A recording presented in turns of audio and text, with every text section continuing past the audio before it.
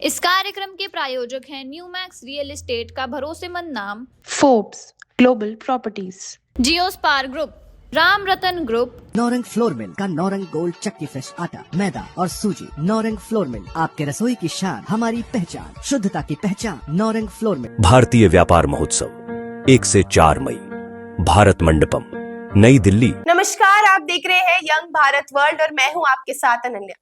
बॉलीवुड के महान हीरो धर्मेंद्र के निधन को आज 2 महीने पूरे हो गए हैं, पर उनकी यादें आज भी सभी के दिलों में जिंदा है।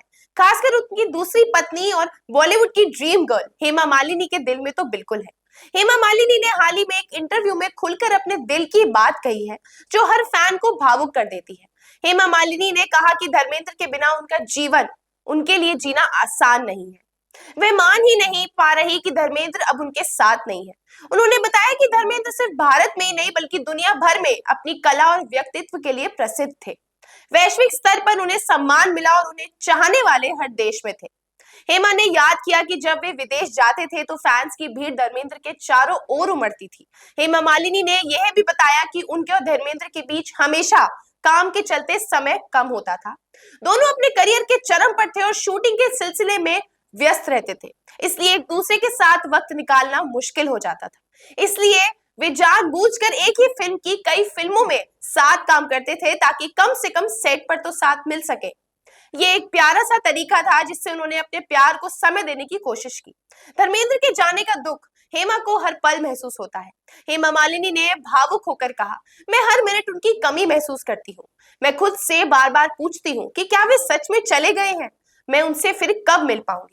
ये शब्द हम सभी के दिल को छू लेते हैं और यह दिखाते हैं कि असली जिंदगी में सितारों के भी दिल होते हैं जो दर्द महसूस करते हैं। इंटरव्यू के दौरान जब हेमा से पूछा गया कि उन्हें धर्मेंद्र की कौन सी मूवी सबसे ज्यादा पसंद है, तो उन्होंने चुपके चुपके का नाम लिया। साथ ही उन्होंने बताया कि शोले फिल्म उनके दिल के सबसे करीब है, क्योंकि उस दौरान उन्होंने धर्मेंद्र के साथ बहुत खूबसूरत पल बिताए थे। हेमा ने यह भी कहा कि उन्होंने अभी तक धर्मेंद्र की सारी फिल्में नहीं देखी है, लेकिन अब वह एक एक करके उनकी फिल्में देखना चाहती है। धर्मेंद्र का निधन 24 नवंबर 2025 को 89 साल की आयु में हुआ था। कई बीमारियों के बाद ब्रीच कैंडी अस्पताल से छुट्टी मिलने के कुछ समय बाद उन्होंने अपनी जुहू स्थित घर पर अंतिम सांस ली थी।